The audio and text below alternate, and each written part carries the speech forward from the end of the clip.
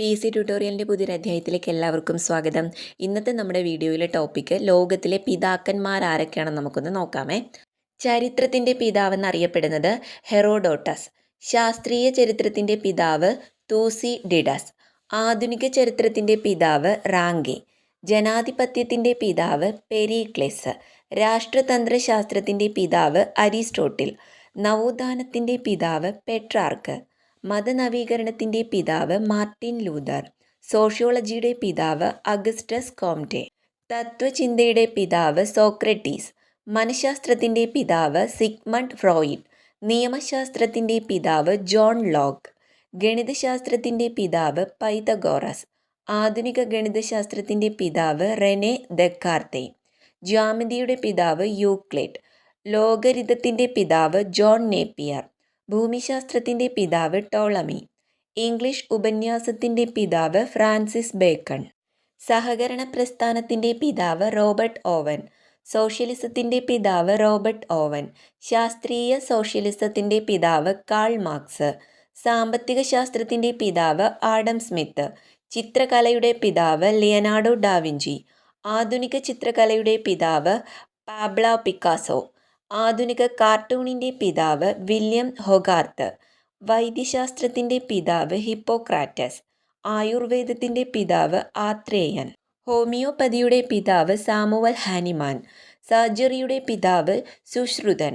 അനാട്ടമിയുടെ പിതാവ് ഹെറോഫിലിസ്. ജീവശാസ്ത്രത്തിൻ്റെ പിതാവ് അരിസ്റ്റോട്ടിൽ. കോശശാസ്ത്രത്തിൻ്റെ പിതാവ് റോബർട്ട് ഹുക്ക്.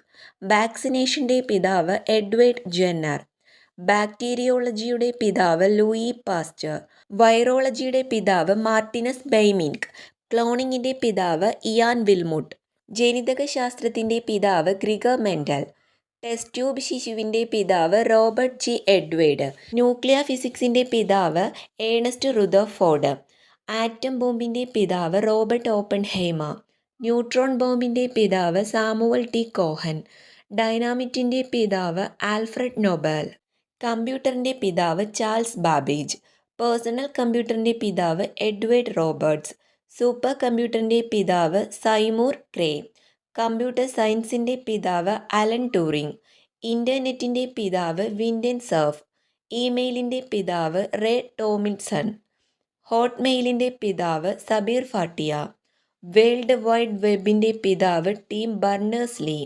സ്വതന്ത്ര സോഫ്റ്റ്വെയറിൻ്റെ പിതാവ് റിച്ചാർഡ് സ്റ്റാൾമാൻ. മൊബൈൽ ഫോണിൻ്റെ പിതാവ് മാർട്ടിൻ കൂപ്പർ. അച്ചടിയുടെ പിതാവ് ജോൺ ഗുട്ടബർഗ്. വൈദ്യുതിയുടെ പിതാവ് മൈക്കൽ ഫാരഡെ. ബ്ലാക്ക് ബോക്സിൻ്റെ പിതാവ് ഡേവിഡ് വാരൻ. ATMൻ്റെ പിതാവ് ജോൺ ബാരൻ.